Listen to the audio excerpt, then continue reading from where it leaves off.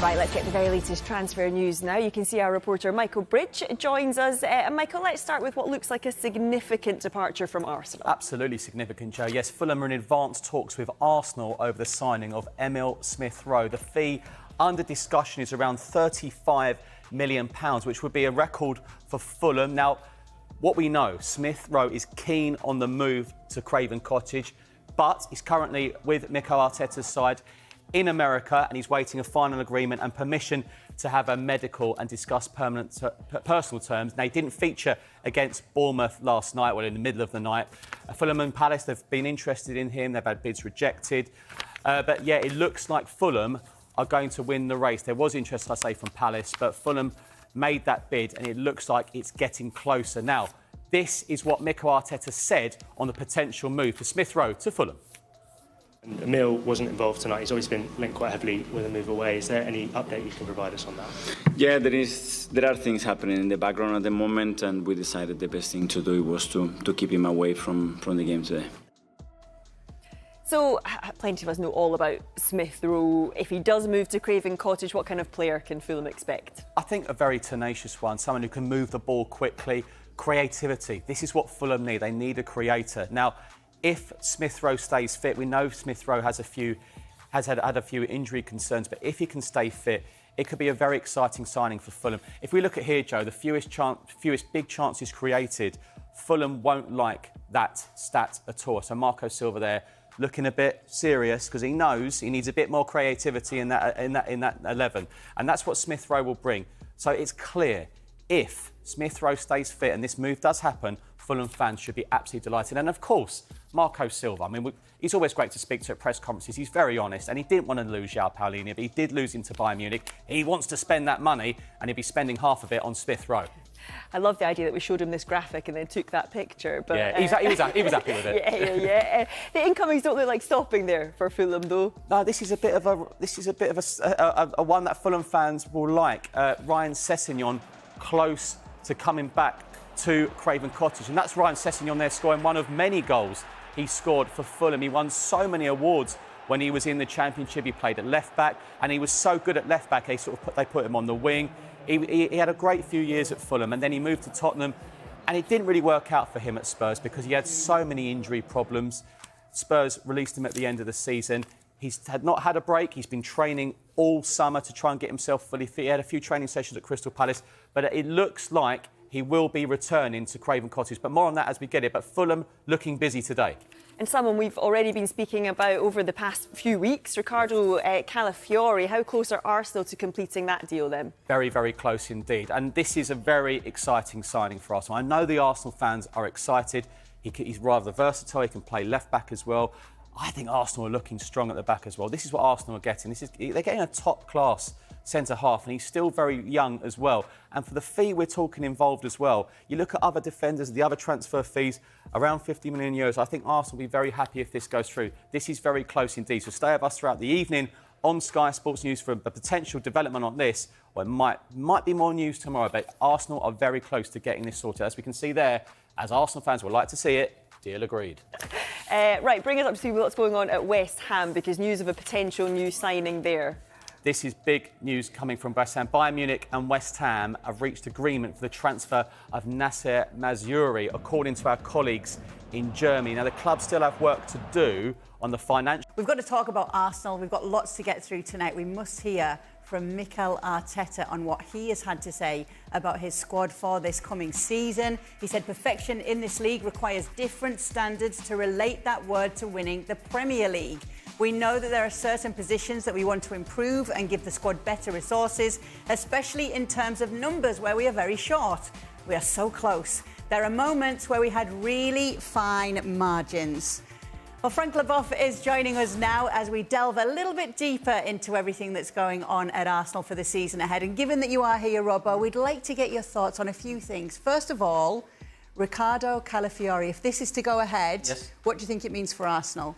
It means another player that can play at centre-half. It's another player that can play at left-back. Remember, I think Zinchenko has fallen out of favour and could be for sale. Tierney has been out on loan for a couple of seasons now and doesn't seem to be in favour either. Kivior hasn't quite been good enough. So Calafiori gives them a lot of options. He's a centre-half, if we saw it at the European Championship, but he's probably going to play at left-back. But he could be a left-back that likes to come in field, like we saw with Zinchenko and Ben White playing that little bit wider on the right-hand side. He's a good player. He's got pace, he's a good defender, and he's also good on the ball. Not so much as an overlapping player, but coming infield and making things happen. So that's one player, and that's one area that we're talking about here. With regards to what Mikel Arteta has just had to say there in those fine margins, where else do you think they need to strengthen if they are to take the title this season? You looked at that team there, and remember they had Jesus as the centre-forward, who didn't quite work for them. He started off brilliantly.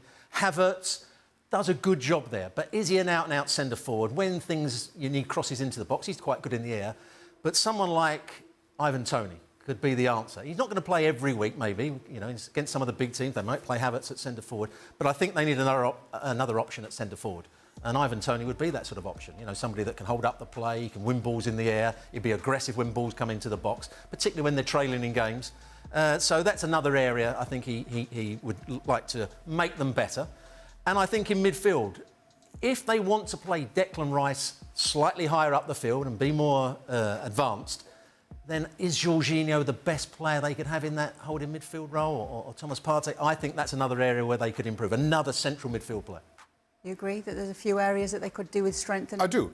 I certainly think in midfield alongside Declan Rice, there's a huge need there. And while, yes, you applaud the signing of Calafiori, kind of given the problems that they've had at left-back, you look at Arsenal's defensive record, which was just about as good as it gets.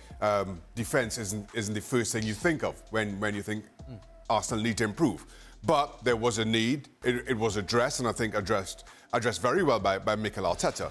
But it really does come down to Arsenal's attacking options. And while Havertz at times popped up at key moments and key games with goals, I'm just not sold on Havertz as the striker to lead a team to win the Premier League. And I feel the same about Gabriel Jesus, who I thought started wonderfully well when he first joined Arsenal. But because of injuries, I think it has waned, and it's shown a need there. So there is still that department to be addressed.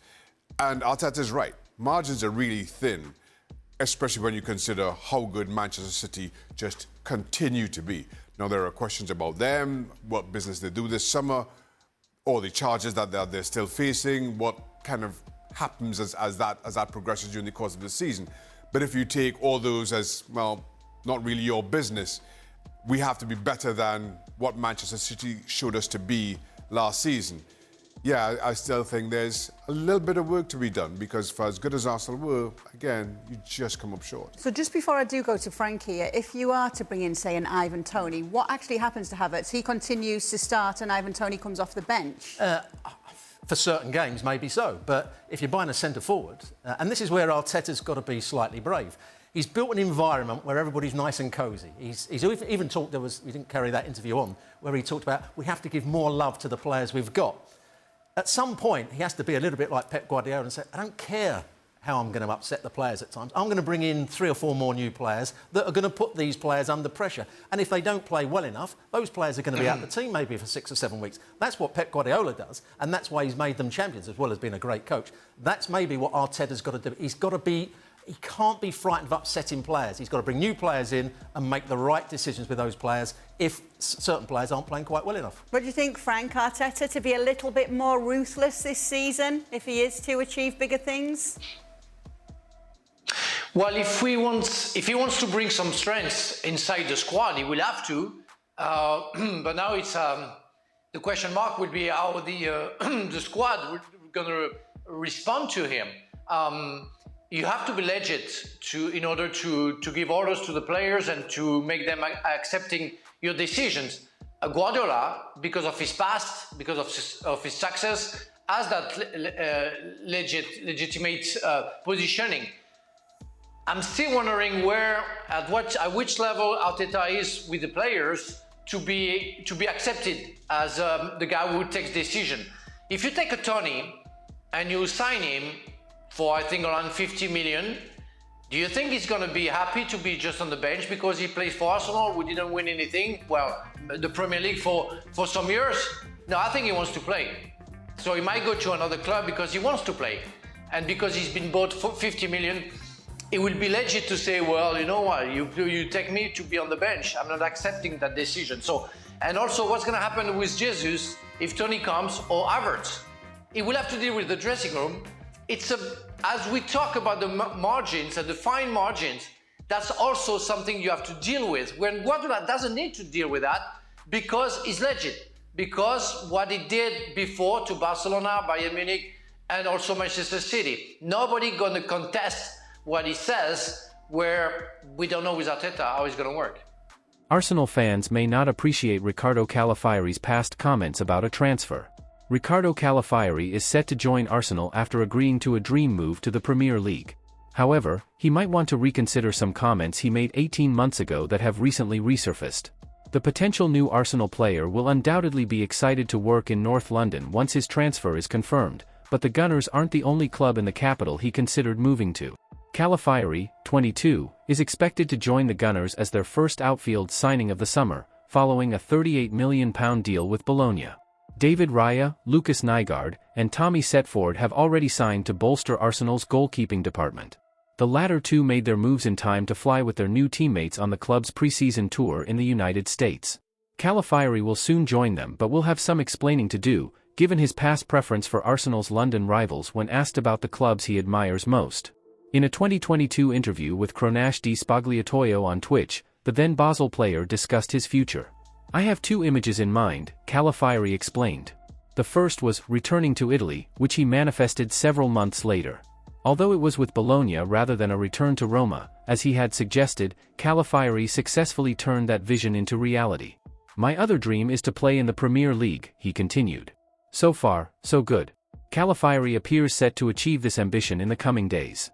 However, he didn't stop there. "I really like West Ham and Chelsea," Calafiori added. November could be an awkward month for the defender. The final match before the international break sees Arsenal travelling to Stamford Bridge, and later in the month, they visit the London Stadium. Nonetheless, rest assured, in the same interview, Calafiori clarified how he would handle playing against his childhood club, Roma, upon returning to Italy. "I'm a fan, but I separate the two things. This is my job, and I'm a professional." Calafiori kept that promise last season. Bologna won both home and away against the capital club, with Calafiori even assisting his first goal at the Stadio Olimpico.